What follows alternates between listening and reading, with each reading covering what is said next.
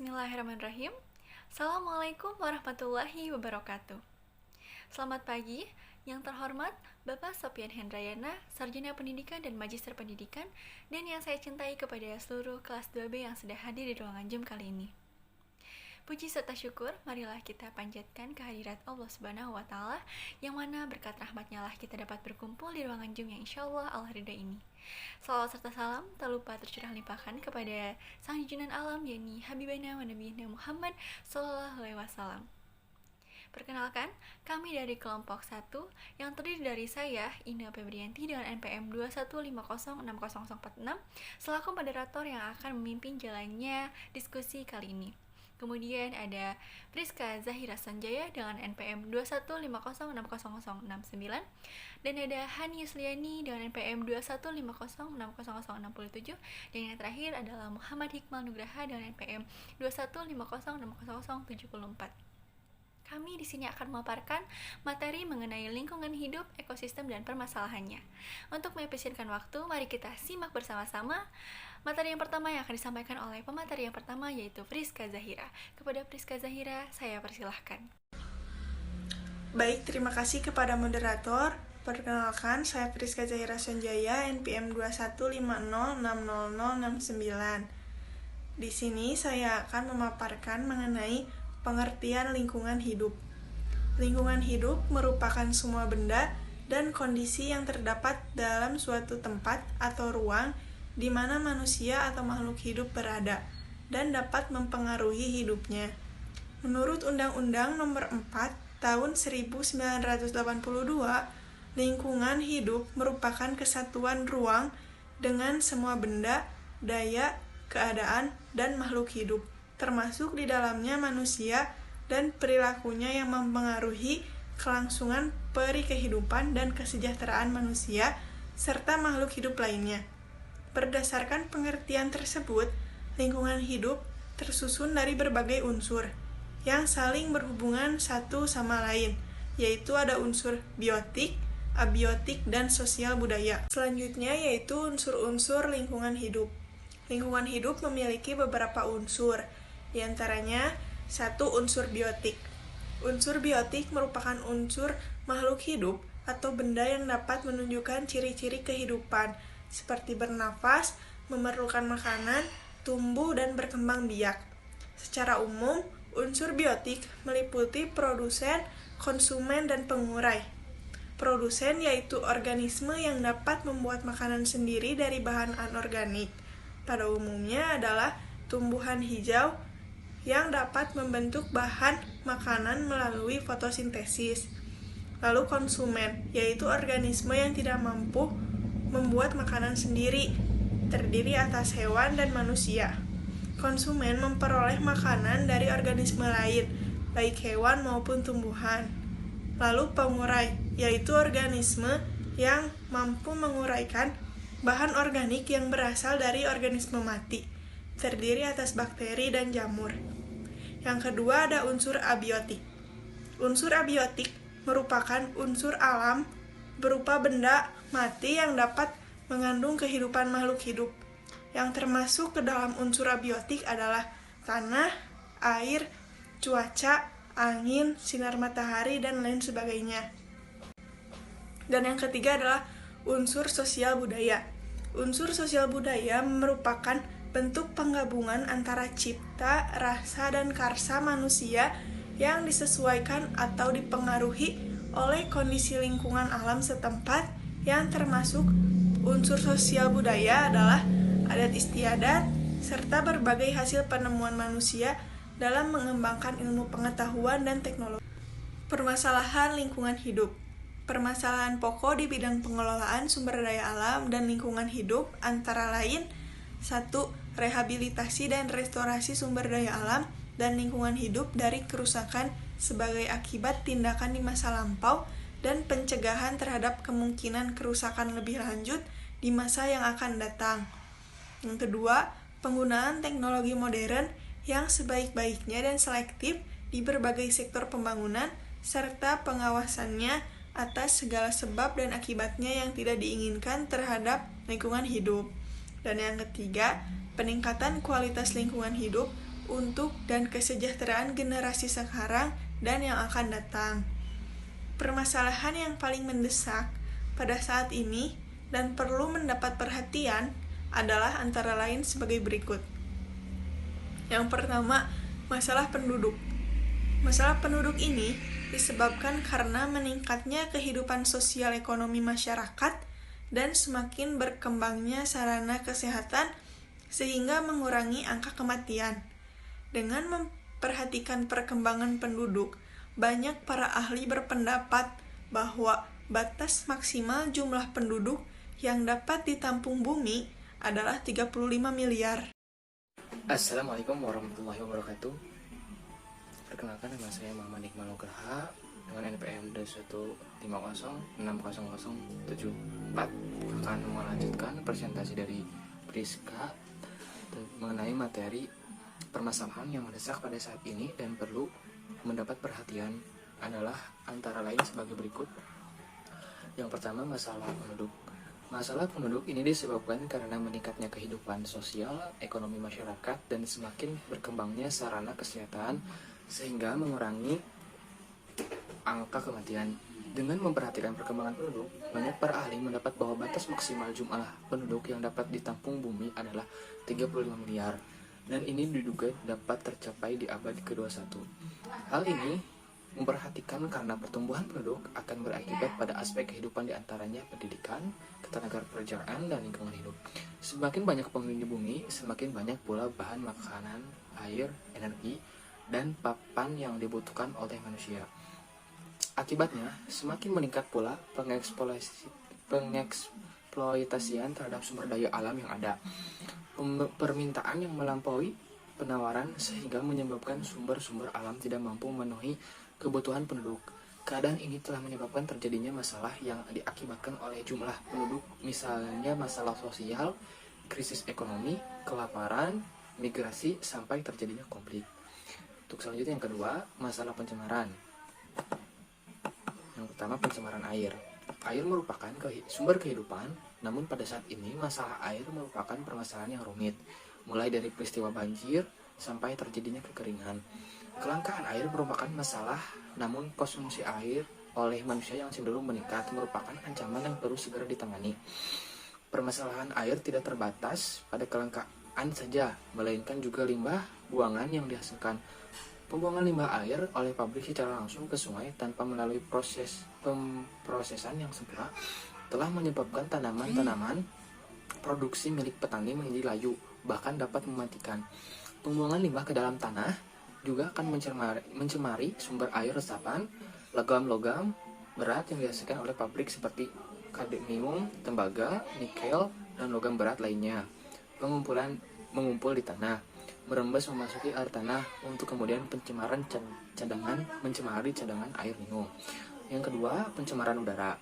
Gas-gas kaca terutama yang dihasilkan oleh pembakaran bahan-bahan fosil, pembakaran hutan, pertanian, serta peternakan terkumpul di atmosfer dan menyebabkan terperangkapnya panas dari bumi.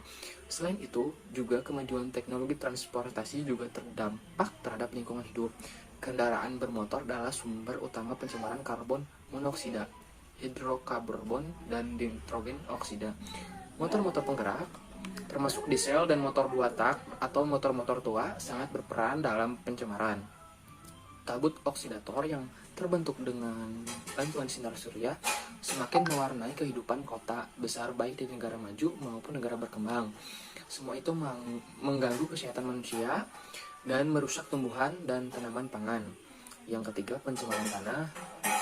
Tanah sebagai unsur habitat manusia tidak luput dari permasalahan pencemaran.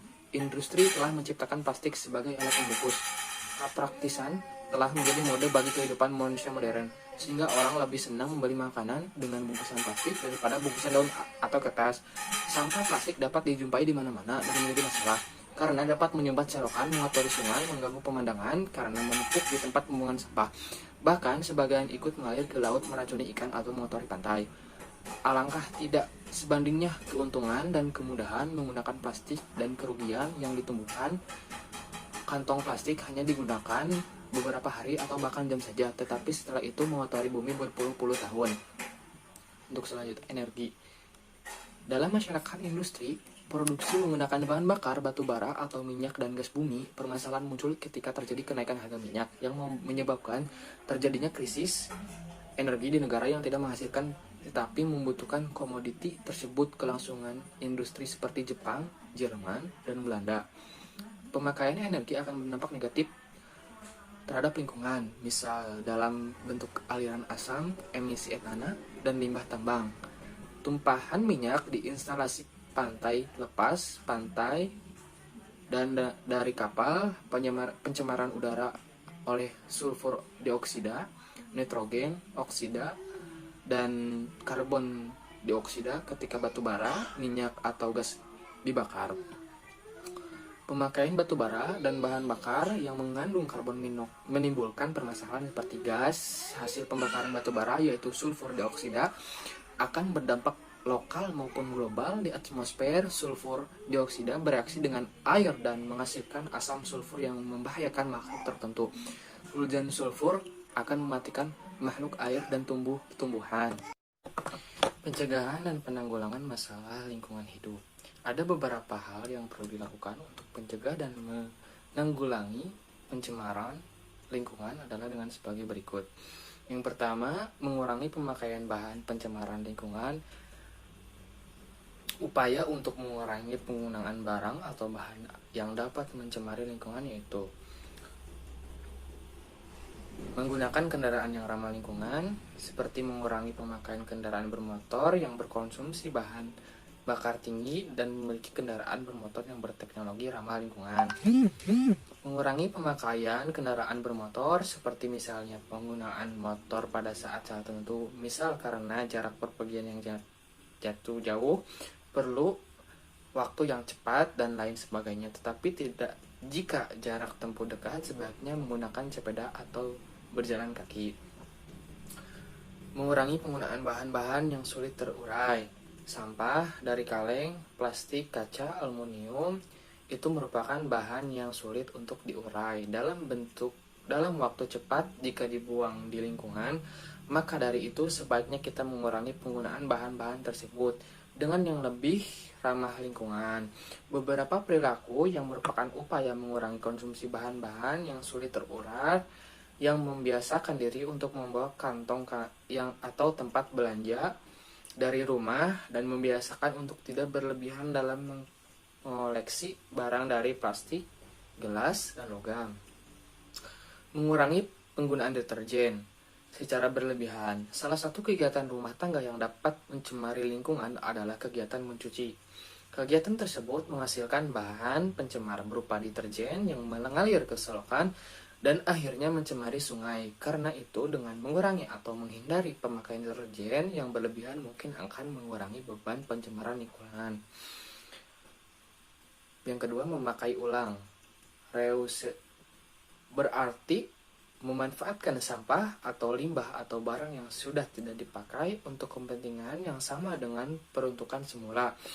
Contohnya, botol minuman dari gelas yang telah diminum, isinya kemudian diserahkan lagi ke pengecer. Dari pengecer, botol tersebut dikembalikan ke pabrik dan digunakan lagi sebagai botol minuman yang sama berkali-kali. Cara ini sangat bermanfaat dalam menghemat sumber daya alam karena tidak perlu membuat baterai baru terus-menerus.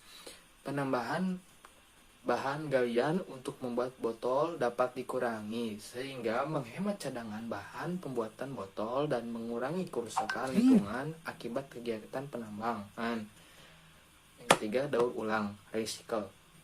Sampah yang sering kita anggap tidak bermanfaat ternyata didaur ulang untuk kepentingannya lainnya yang bermanfaat. Hasil daur ulang dapat dijual tentunya, menghasilkan keuntungan yang tidak sedikit. Daur ulang merupakan upaya mengolah barang atau benda yang sudah dipakai untuk dipakai kembali. Barang atau benda tersebut digunakan untuk keperluan atau maksud yang berbeda dengan penentukan semula. Contohnya kaleng makanan yang telah habis kemudian dibentuk menjadi sebuah mainan anak-anak. Kain tersebut awalnya adalah untuk membungkus makanan, tetapi kemudian diolah menjadi mainan anak-anak. Selain dalam bentuk padat, limbah dalam bentuk cair pun dapat didaur ulang. Pengolahan limbah dilakukan melalui beberapa tahap. Yang pertama, tahap fisik, yaitu dengan mengambil benda-benda yang ada pada air. Yang kedua, tahap biologi, dengan menggunakan bakteri atau protozoa. Dan yang terakhir, tahap kimiawi, dengan maksud untuk mengambil bahan-bahan kimiawi yang tidak berguna atau beracun. Tahap kimiawi dilakukan dengan menambahkan zat atau senyawa kimia dengan tujuan untuk membendung mikroorganisme yang merugikan. Cara tersebut dapat diterapkan dengan menggunakan teknologi modern maupun sederhana. Secara modern biasanya diterapkan oleh lembaga atau instansi yang bertugas menyediakan air bersih atau dikenal dengan PADAM. Pengertian ekosistem. Pengertian ekosistem pertama kali dikemukakan oleh seorang ahli ekologi berkebangsaan Inggris bernama A.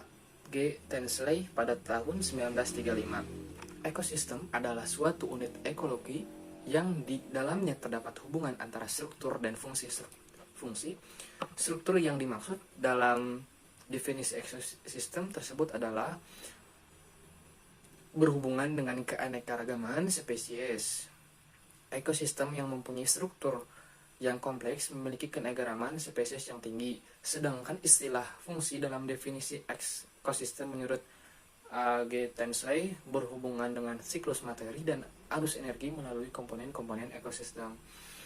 Menurut Sumarwoto, ekosistem adalah ekologi yang di dalamnya terjadi hubungan timbal baik antara komponen-komponen penyusunan. Ekosistem bisa disebut sebagai tatanan dari satuan unsur-unsur lingkungan hidup dan kehidupan biotik maupun abiotik secara utuh dan menyeluruh yang saling mempengaruhi dan saling tergantung satu dengan yang lainnya. Ekosistem mengandung keanekaragaman jenis dalam suatu komunitas dengan lingkungan yang berfungsi sebagai suatu satuan interaksi kehidupan dalam alam.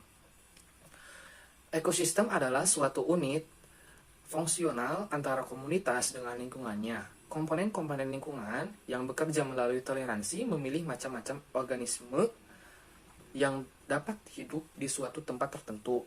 Keadaan inilah yang dapat menyebabkan terbentuknya suatu ekosistem. Ekosistem dapat besar, dapat juga kecil. Ladang, hutan, kolam, lautan, akuarium adalah contoh ekosistem.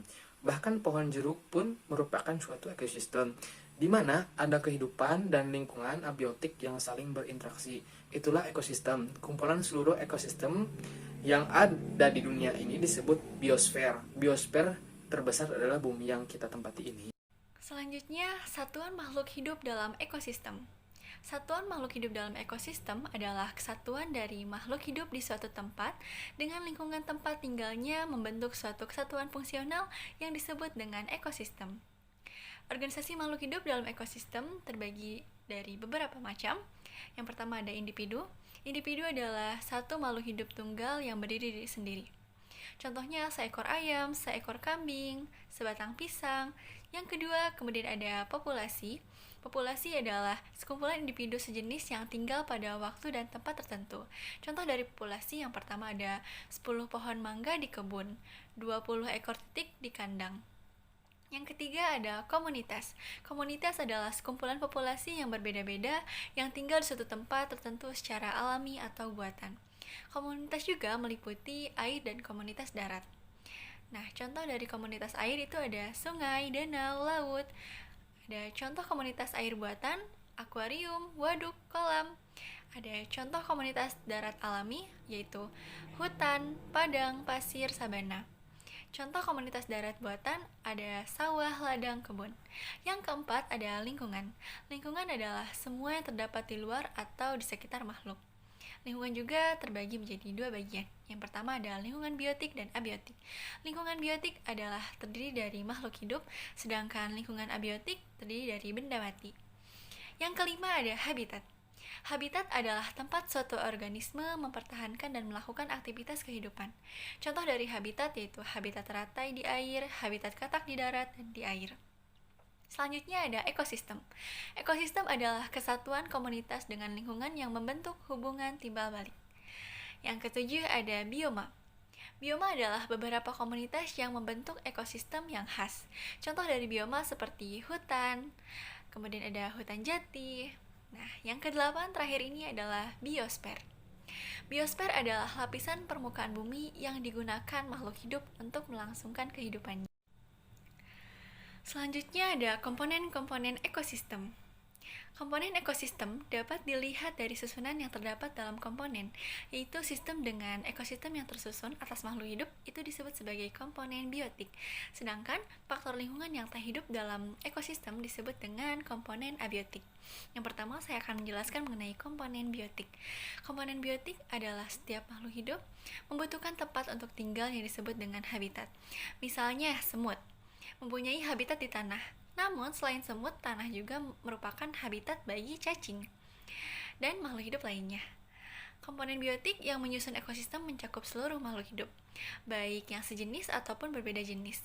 Yang hidup di tempat tertentu, komponen biotik dalam ekosistem tidak dipelajari secara individual, tetapi dalam satuan populasi dan ekosistem. Komponen biotik ini merupakan komponen lingkungan yang terdiri dari atas makhluk hidup.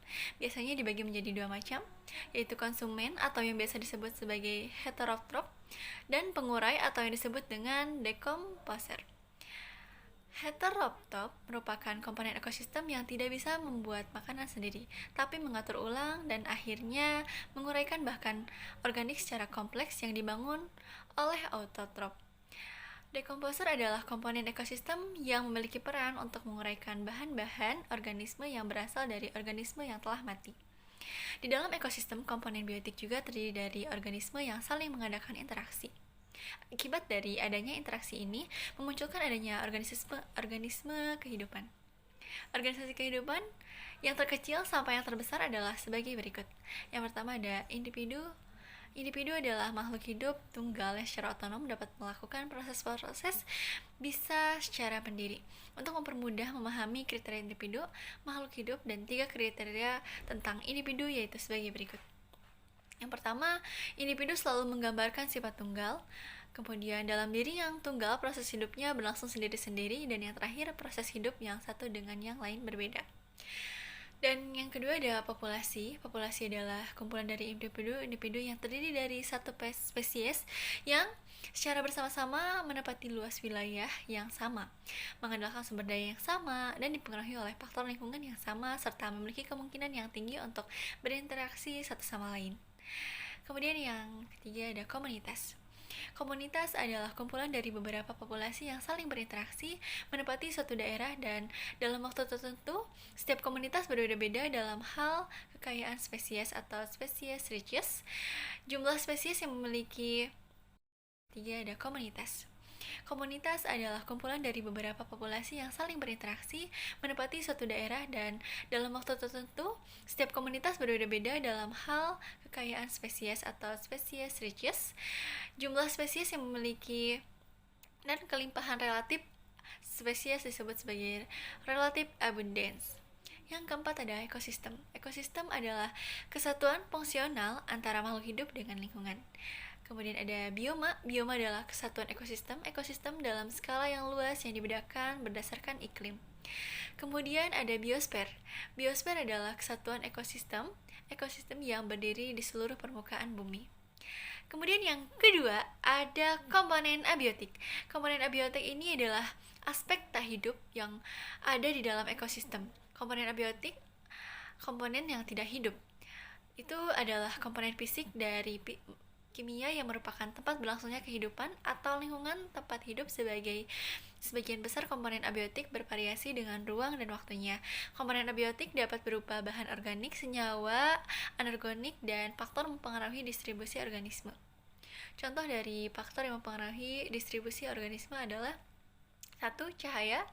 Cahaya matahari merupakan sumber energi yang ada di muka bumi ini. Cahaya matahari yang sampai ke bumi sangat diperlukan oleh makhluk hidup. Kemudian ada udara. Udara terdiri atas berbagai macam, yaitu nitrogen, oksigen, karbon dioksida, dan gas-gas lainnya. Oksigen juga sangat dibutuhkan oleh banyak makhluk hidup untuk bernapas. Kemudian ada air. Air sangat dibutuhkan oleh seluruh makhluk hidup yang berhabitat di darat maupun perairan. Air juga dapat berbentuk padat, cair, dan gas. Kemudian ada tanah. Tanah merupakan tempat hidup bagi beragam makhluk hidup, mulai dari yang berukuran kecil seperti bakteri, protozoa, hingga yang berukuran besar seperti gajah. Kemudian ada suhu. Suhu lingkungan merupakan faktor penting bagi makhluk hidup. Suhu merupakan faktor penting dalam proses metabolisme makhluk hidup. Suhu tubuh optimal untuk metabolisme tubuh adalah 37 Celcius. Kemudian ada garam. Konsentrasi garam mempengaruhi kesetimbangan air dalam organisme melalui osmosis. Beberapa organisme terestrial beradaptasi dengan lingkungan dengan kandungan garam tinggi. Kemudian ada topografi.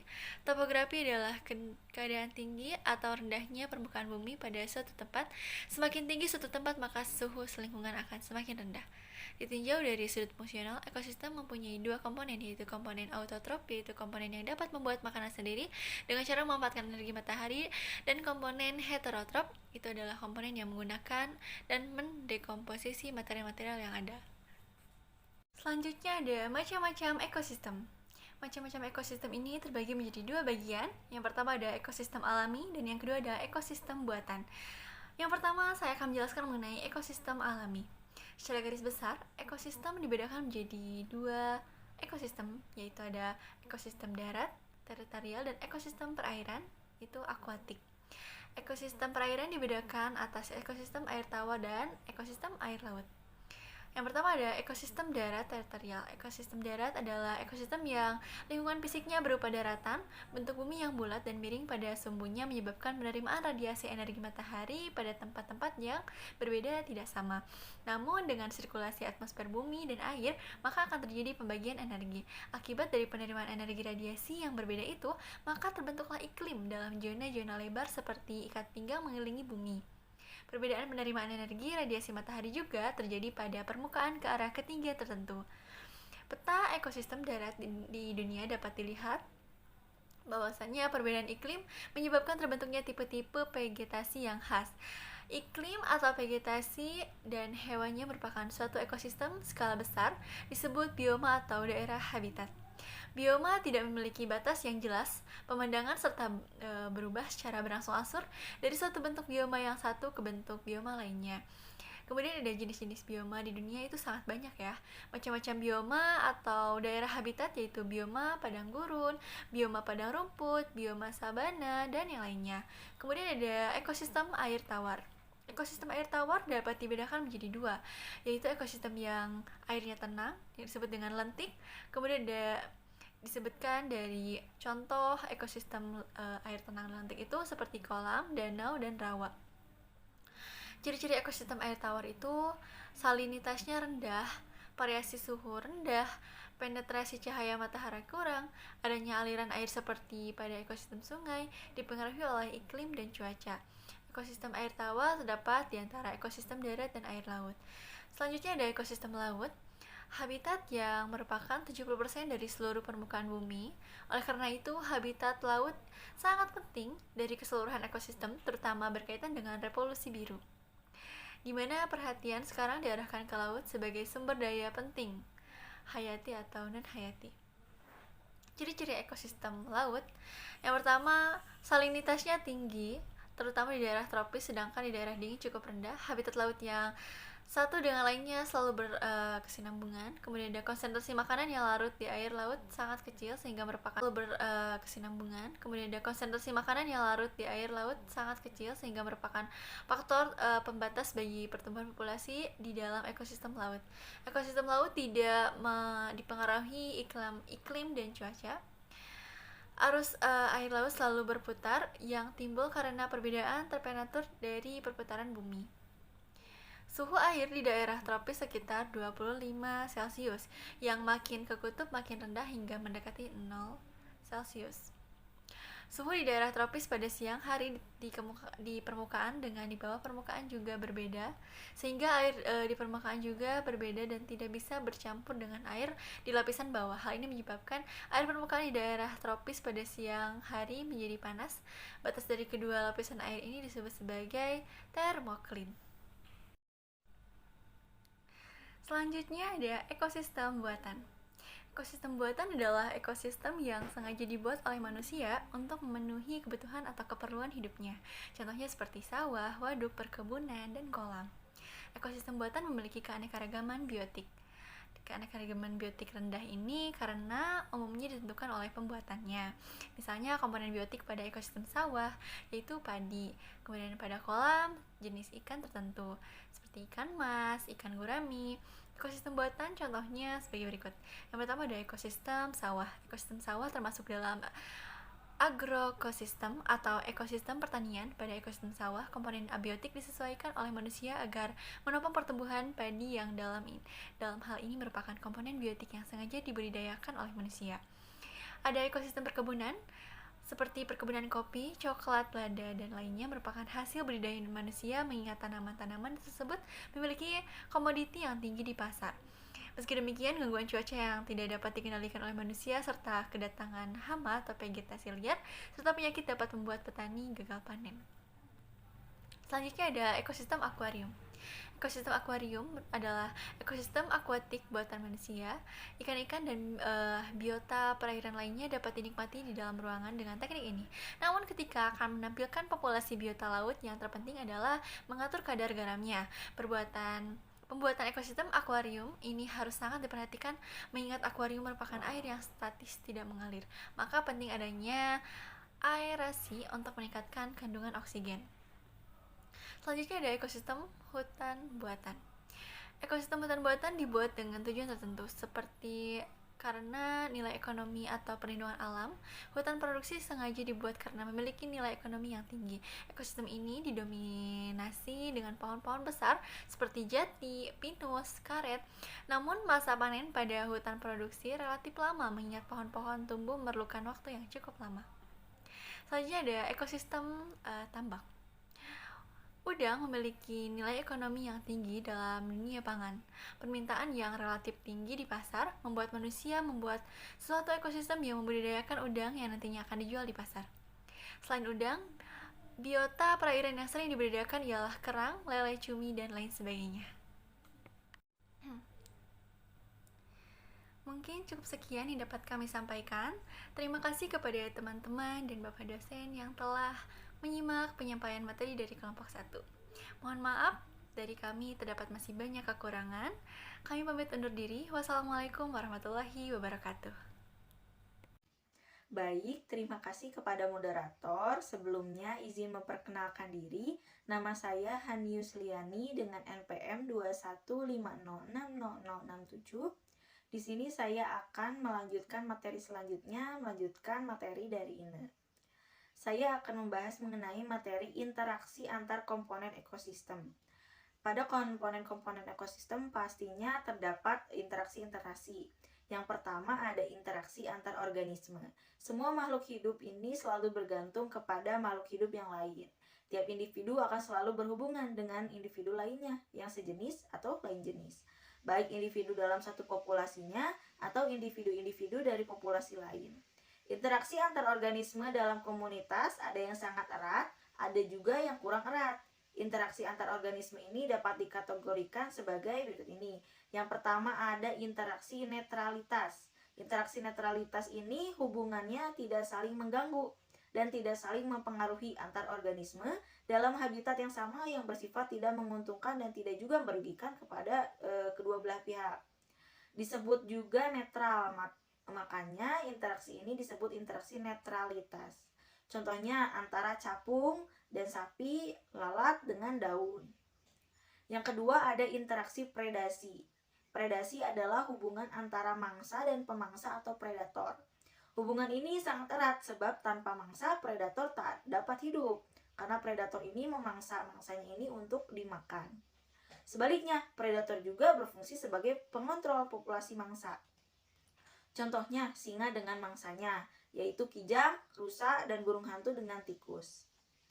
Lalu selanjutnya ada interaksi kompetisi. Interaksi ini adalah hubungan antara dua jenis organisme yang saling bersaing dalam mencari makan, tempat bernaung, mencari pasangan, dan lain-lain.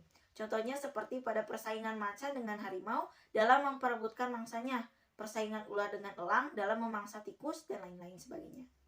Lalu yang keempat ada interaksi simbiosis. Interaksi simbiosis ini sangat sering kita dengar ya teman-teman, yaitu meliputi yang pertama ada simbiosis mutualisme, yaitu cara hidup bersama antara dua jenis organisme ini yang berbeda dan saling menguntungkan. Contohnya pada kerbau dengan burung jalak. Burung jalak ini memakan kutu kerbau, sedangkan kerbau badannya menjadi bersih. Lalu ada lumut kerak, yaitu ganggang berfotosintesis, jamur mencari air dan mineral, dan sebagainya. Yang kedua ada simbiosis parasitisme, yaitu cara hidup bersama antara dua jenis organisme, yang satu mendapat keuntungan sedangkan yang lain dirugikan. Organisme yang mendapatkan keuntungan ini disebut parasit, sementara yang dirugikan yang disebut inang. Contohnya tali putri pada tumbuhan inang, kutu rambut dengan manusia, plasmodium dengan manusia, Taenia saginata dengan sapi, dan sebagainya. Yang ketiga ada simbiosis komensalisme, adalah cara hidup bersama antara dua jenis organisme yang berbeda. Organisme yang satu tidak mendapat keuntungan, sedangkan yang lain juga tidak untung tetapi juga tidak rugi. Contohnya pada ikan badut dengan anemon laut, terus paku-pakuan yang menempel pada pohon, dan sebagainya. Yang keempat ada interaksi antibiosis, adalah hubungan antara dua jenis organisme di mana yang satu menekan pertumbuhan yang lainnya. Contohnya pertumbuhan jamur, penicillium yang tumbuh pada roti dan menekan pertumbuhan bakteri atau jamur lainnya. Yang kedua ada interaksi antar populasi. Nah, antar populasi ini yang satu dengan populasi lain selalu menjadi interaksi secara langsung ataupun tidak langsung dalam komunitasnya. Contohnya interaksi antar populasi adalah yang pertama ada alelopati. Alelopati ini merupakan interaksi antar populasi bila populasi yang satu menghasilkan zat yang dapat menghalangi tumbuhnya populasi lain. Contohnya di sekitar pohon walnut atau juglans. Jarang ditumbuhi tumbuhan lain karena tumbuhan ini menghasilkan zat yang bersifat toksik. Nah, yang B ada kompetisi. Kompetisi merupakan interaksi antar populasi bila antar populasi terdapat kepentingan yang sama sehingga terjadi persaingan untuk mendapatkan apa yang diperlukan. Contohnya pada persaingan antara populasi harimau dengan populasi kijang. Nah, lalu yang C ada predasi. Predasi ini merupakan jenis interaksi makan dan dimakan. Nah, pada predasi umumnya suatu spesies memakan spesies yang lain, meskipun beberapa memangsa sesama jenisnya atau bersifat kanibal. Organisme yang memakan ini disebut predator, sedangkan organisme yang dimakan disebut mangsa. Predasi tidak terbatas antara hewan saja, tetapi juga terjadi pada hewan herbivora dan juga tumbuhan. Pada predasi antar hewan ini, predator kebanyakan berukuran lebih besar daripada mangsanya. Nah, yang ketiga ada interaksi antar komunitas. Komunitas adalah suatu kumpulan populasi yang berbeda di suatu daerah yang sama dan saling berinteraksi. Contohnya, contoh komunitas ini misalnya komunitas sawah dan sungai. Komunitas sawah ini disusun oleh bermacam-macam organisme, misalnya padi, belalang, burung, ular, dan gulma. Nah, komunitas sungai pada komunitas sungai ini terdiri dari ikan, ganggang, zooplankton, fitoplankton, dan juga decomposer. Nah, antar komunitas sungai dan sawah ini terjadi interaksi dalam bentuk peredaran nutrien dari air sungai ke sawah dan peredaran organisme hidup dari kedua komunitas tersebut. Interaksi antar komunitas ini cukup kompleks karena tidak hanya melibatkan organisme, tapi juga aliran energi dan makanan. Interaksi antar komunitas dapat diamati misalnya pada daur karbon. Nah, daur karbon ini melibatkan ekosistem yang berbeda, misalnya laut dan juga darat. Nah, gitu. Lalu yang keempat ada interaksi antar individu. Nah, individu-individu dalam populasi ini saling berinteraksi dalam berbagai kegiatan hidupnya. Misalnya nih, perkawinan antara individu jantan dengan individu betina. Pembagian tugas pada koloni lebah dan rayap, serta perlindungan dan perawatan induk pada keturunannya seperti pada ayam, angsa, burung, serta kucing. Nah, interaksi demikian dapat membuat jumlah individu dalam populasi bertambah. Lalu yang kelima ada interaksi antar komponen biotik dengan abiotik. Dalam ekosistem ini, interaksi antar komponen biotik dan abiotik mulai terjadi dari individu hingga biosfer. Nah, interaksi antar komponen biotik dan komponen abiotik pada tingkat biosfer adalah interaksi yang paling kompleks. Pada tingkat ekosistem, individu atau populasi ini memiliki peran yang khusus dalam kaitan interaksinya dengan lingkungan biotik dan abiotik. Berdasarkan peran khususnya, suatu individu atau populasi ini dibedakan menjadi 4 kelompok, teman-teman, yaitu yang pertama ada produsen atau organisme autotrof, yang kedua ada konsumen, organisme heterotrof, lalu ada dekomposer atau pengurai, dan juga detritivor. Nah, materi yang selanjutnya, di slide selanjutnya ada rantai makanan dalam ekosistem. Rantai makanan adalah peristiwa makan dan dimakan antara makhluk hidup dengan urutan tertentu. Jadi sudah berurut. Dalam rantai makanan ini ada makhluk hidup yang berperan sebagai produsen, ada juga yang sebagai konsumen, dan ada juga yang sebagai dekomposer. Nah, contohnya ini pada rantai makanan yang ada padi, ada apalagi ini, ada rumput, ada belalang, ada katak, ada ular, ada jamur. Nah, pada rantai makanan tersebut terjadi proses makan dan dimakan dalam urutan tertentu, yaitu rumput dimakan belalang, nah belalang dimakan katak, katak dimakan ular, dan jika ular mati akan diuraikan oleh jamur yang berperan sebagai dekomposer menjadi zat hara yang akan dimanfaatkan oleh tumbuhan untuk tumbuh dan berkembang. Dengan demikian, pada rantai makanan tersebut dapat dijelaskan bahwa yang pertama, ada rumput ini bertindak sebagai produsen. Lalu belalang bertindak sebagai konsumen satu atau konsumen primer atau herbivora. Lalu ada katak bertindak sebagai konsumen dua atau konsumen sekunder atau karnivora. Lalu ada ular yang bertindak sebagai konsumen tiga atau konsumen tersier yang bersifat sebagai karnivora. Lalu yang terakhir ada jamur yang bertindak sebagai dekomposer atau pengurai. Nah, masalah selanjutnya nih teman-teman, permasalahan pada ekosistem. Nah, problematika ekosistem di dunia ini pada saat ini banyak mengalami beberapa perubahan ekosistem yang ada di bumi ini terjadi karena beberapa hal yang disebabkan oleh alam dan juga manusia. Di lingkungan masyarakat sendiri banyak sekali terjadi problematika pada ekosistem sekitar, seperti contohnya bencana alam longsor yang terjadi karena pergeseran tanah yang ada di dataran tinggi, ataupun problematika yang paling sering terjadi di Indonesia yaitu kebakaran hutan.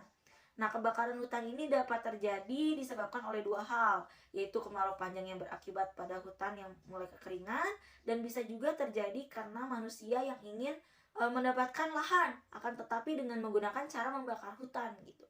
Kebakaran hutan sendiri akan berdampak panjang pada kehidupan manusia di masa depan.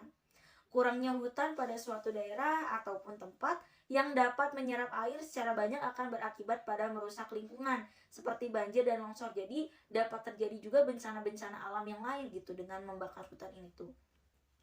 Lalu problematika ekosistem yang bisa terjadi di air ini seperti contohnya perusakan terumbu karang akibat seringnya manusia membuang sampah ke air, yang kemudian berakibat pada habitat ikan hias dan juga terumbu karang yang ada di laut ini menjadi cepat punah.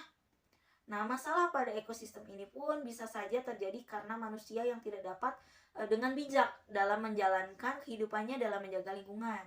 Contohnya, pada di air memancing menggunakan jaring pukat harimau, pemburuan secara besar-besaran pemburuannya, lalu menebang pohon sembarangan seperti yang tadi ada membakar hutan, lalu ada memburu hewan-hewan langka dan lain sebagainya.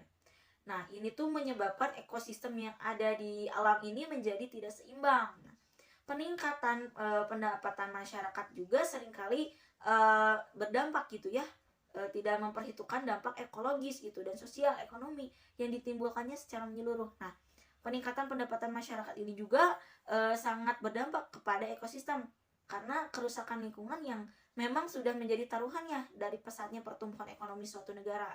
Keberhasilan suatu negara mengangkat perekonomiannya kurang diimbangi dengan kesuksesan mereka mengatasi sejumlah masalah lingkungan yang terjadi. Nah, berikut ini dapat dilihat ya teman-teman, tekanan-tekanan kecil yang dilakukan manusia terhadap alam yang dapat menimbulkan masalah besar terdapat lingkungan di kemudian hari.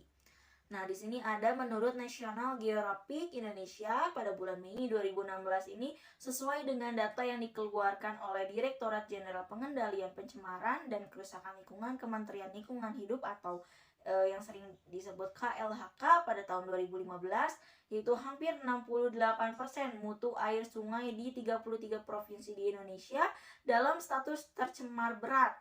Nah, sumber utama pencemaran air sungai di Indonesia ini sebagian besar berasal dari limbah domestik atau rumah tangga. Limbah cair dari rumah tangga ini merupakan sumber pencemaran dominan terhadap air. Nah, dari limbah cair rumah tangga tersebut dapat dijumpai berbagai bahan organik yang dibawa melalui got atau parit sampai ke sungai. Di samping itu juga kadangkala ikut terbawa bahan anorganik seperti plastik, botol aqua, aluminium, dan lain sebagainya. Nah, sampah-sampah tersebut makin lama makin menumpuk sehingga menyumbat aliran sungai yang dapat mengakibatkan terjadinya banjir. Gambaran tersebut hampir terjadi di setiap sungai di Indonesia, teman-teman. Nah, lalu ada pada hutan. Hutan merupakan sumber utama dari keanekaragaman hayati karena hutan merupakan tempat tinggal berbagai jenis hewan dan tumbuhan. Kerusakan yang terjadi pada hutan merupakan penyebab terjadinya penurunan keanekaragaman hayati, bahkan sampai kepada kepunahan. Nah, hal ini sesungguhnya jangan sampai terjadi ya teman-teman, karena dalam keanekaragaman hayati tersebut banyak sekali menyimpan rahasia alam yang belum terungkap. Bisa jadi obat penyakit berbahaya saat ini yang belum ditemukan tersimpan di hutan tropis, atau kita sedang mengalami degradasi lingkungan gitu. Nah, jika melihat potensi hutan yang begitu besar, wajar kiranya sebagian orang bersuara lantang jika menyaksikan berbagai kerusakan hutan yang terus berlangsung sampai saat ini. Nah, di samping itu, kerusakan hutan juga dapat menimbulkan erosi tanah dan degradasi lahan karena lahan menjadi terbuka dari sengatan matahari dan terpaan hujan yang terjadi setiap hari. Secara umum, lahan yang terbuka dapat menyebabkan hilangnya fungsi-fungsi penting dari hutan seperti fungsi pengatur tata air atau hidrologi, pengatur iklim mikro, lalu penghasil serasa dan humus, sebagai habitat satwa liar dan pelindungan varietas serta jenis-jenis tanaman lokal. Nah, maka dari itu tidaklah heran jika berbagai jenis tanaman lokal termasuk bahan obat tradisional ini semakin hari semakin langka karena kurangnya pembudidayaan itu. Nah, kepunahan ini merupakan ancaman nyata teman-teman bagi berbagai makhluk hidup. Namun, kepunahan yang menimpa puluhan bahkan ratusan spesies hewan dan tumbuhan di muka bumi ini bukanlah disebabkan oleh karena seleksi alam semata. Kepunahan yang terjadi ini lebih disebabkan oleh perilaku manusia yang tidak bertanggung jawab terhadap alam dan lingkungannya. Nah, lalu materi selanjutnya nih, di slide selanjutnya, bagaimana sih pencegahan dan penanggulangan masalah-masalah dari ekosistem yang sudah saya jelaskan tadi. Nah, ini banyak sekali ya teman-teman kerusakan yang diakibatkan oleh keserakahan manusia terhadap alam seperti gunung, lautan, dan hutan gitu. Nah, hutan yang gundul merupakan salah satu contoh kerusakan alam karena manusia ini menebang pohon secara liar. Nah, hutan yang gundul ini karena akibat tidak didasari sistem tebang pilih dan juga penghijauan kembali gitu. Nah, selain itu juga mengakibatkan tanah longsor di daerah dataran tinggi karena dampak penebangan pohon secara liar. Nah, di sini sudah jelas ya teman-teman bahwa hutan yang gundul ini bisa kita tanggulangi dengan cara tebang pilih pada awalnya ya, dan juga penghijauan kembali atau kita menanam bibit-bibit tanaman atau pohon-pohon kembali gitu agar hutannya tidak gundul. Kemudian ada pencemaran air yang disebabkan pada ulah manusia yang membuang sampah sembarangan di sungai terutama di daerah perkotaan nih. Nah, hal ini mengakibatkan banjir setiap tahunnya. Jika turun hujan, biasanya banjir didapati di daerah perkotaan dan polusi udara yang mengakibatkan global warming karena banyak asap kendaraan bermotor dan asap pabrik. Dan juga tidak heran ya jika dijumpai limbah pabrik yang dibuang di lautan yang mengakibatkan kerusakan ekosistem laut. Nah, sekarang ini banyak sekali nih cara mencegah kerusakan lingkungan akibat ulah dari manusia. Sampai upaya pemerintah menanggulangi kerusakan alam telah diatur dalam perundang-undangan perlindungan alam. Nah, ada banyak hal yang bisa kita lakukan untuk mengatasi dan mencegah adanya bencana alam di sekitar kita. Dan juga mencegah perusakan atau ekosistemnya tidak seimbang gitu. Hanya dengan hal kecil sekalipun kita akan berhasil memerangi bencana alam yang disebabkan oleh ulah manusia. Dengan caranya mencegah kerusakan ekosistem laut dan darat merupakan bentuk rasa cinta kita kepada alam. Contohnya seperti tidak membuang sampah sembarangan di sungai dengan membuang sampah di tempat sampah yang menciptakan lingkungan yang bersih dan rapi dipandangnya. Tidak hanya itu, tapi juga dengan membuang sampah di tempatnya akan menolong kota dari bahaya bencana banjir. Lalu menanam kembali hutan yang gundul seperti yang sudah tadi saya jelaskan, atau reboisasi di tanah yang harus ditanami pohon kembali. Lalu ada tidak membuang limbah pabrik di laut. Sebaiknya kita sebuah pabrik ini mengetahui bagaimana cara pembuangan limbahnya sampai pemanfaatan limbah pabrik mereka. Dengan cara mencegah kerusakan laut seperti ini akan mengurangi pencemaran air laut dan biota laut akan terjaga. Lalu ada melakukan terasering. Terasering ini adalah suatu upaya untuk menanggulangi erosisi tanah supaya tanah ini tidak terkikis dari akibat aliran air. Lalu yang kelima ada tidak menangkap ikan dengan jaring pukat harimau atau jaring yang benar-benar kecil gitu. Hingga hewan-hewan yang berukuran kecil pun, ikan-ikan kecil ini dapat ikut terbawa dan bisa terancam menjadi hewan yang langka. Nah, lalu yang terakhir ada selalu menghargai dan mencintai alam. Jadi kita sebagai manusia ini tidak merusak alam gitu ya. Nah, sebagai makhluk hidup yang mempunyai kelebihan dari makhluk hidup lainnya, manusia mempunyai kemampuan